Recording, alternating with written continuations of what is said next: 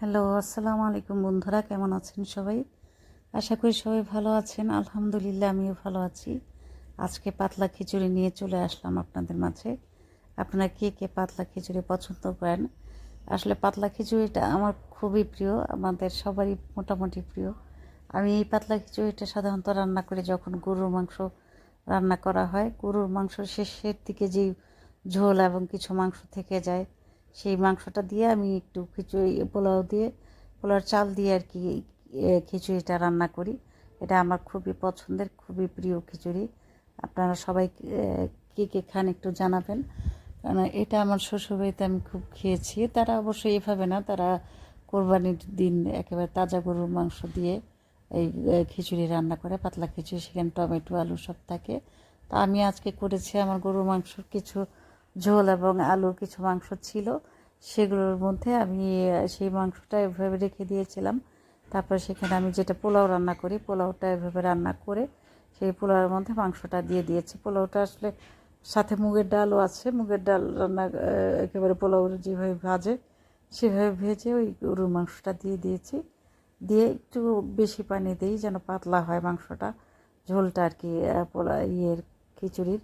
তো এইভাবে খিচুড়িটা রান্না করি। তো আমার খিচুড়িটা কেমন হয়েছে জানাবেন। এই যে দেখেন গরুর মাংস দেওয়া, তো গরুর মাংসের সাথে ডিম ভেজেছিলাম, আর এখানে টমেটো আর শসা দিয়ে একটা সালাদ করে রেখেছিলাম।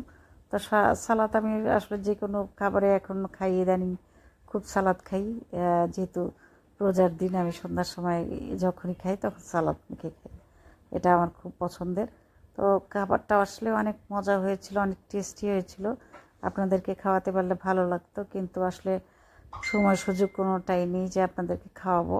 তাই এই খিচুড়িটা কেমন হয়েছে জানাবেন। দেখে তো আমার খুবই ভালো লেগেছে।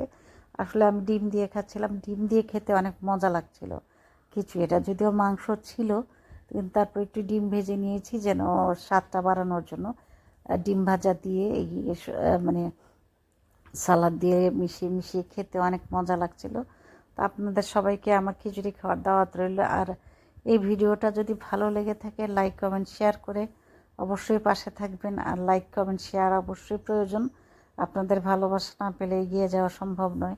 ইদানিং ব্যস্ততার কারণে ভিডিও দেওয়া হচ্ছে না, আর বেশি বেশি পোস্টও করতে পারছি না, রিপ্লাই করতে পারছি না, অনেক সমস্যা। তারপরে ফেসবুকটাকে তো চালিয়ে নিতে হবে, তাই ছোটোখাটো একটু একটু যতটুকু পারছি তাই দিয়ে চালিয়ে নিচ্ছি। তো রাতের খাবারের দাওয়াত সবাইকে, কারণ দিনে যেহেতু আমরা রোজা রাখি, দিনের খাবারটা হয় না, তাই রাতে খাবারের আমন্ত্রণ রইল সবাইকে। সবাই ভালো থাকবেন। সব বন্ধুদের জন্য অনেক অনেক শুভেচ্ছা এবং শুভকামনা রইল। কতক্ষণ ধরে কথা বলছি, 3 মিনিটের ভিডিও, এখনও শেষ হচ্ছে না, তো কেমন লাগে বলেন? ভিডিওটা শেষ হলো কবে যে হবে আল্লাহ জানে।